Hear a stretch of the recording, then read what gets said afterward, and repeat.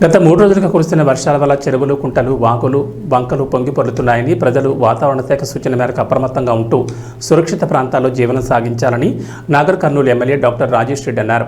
నియోజకవర్గంలోని తిమ్మాజీపేట మండల కేంద్రంలో అకాల వర్షాలు కూలిన ఇండ్లను ఆయన పరిశీలించారు.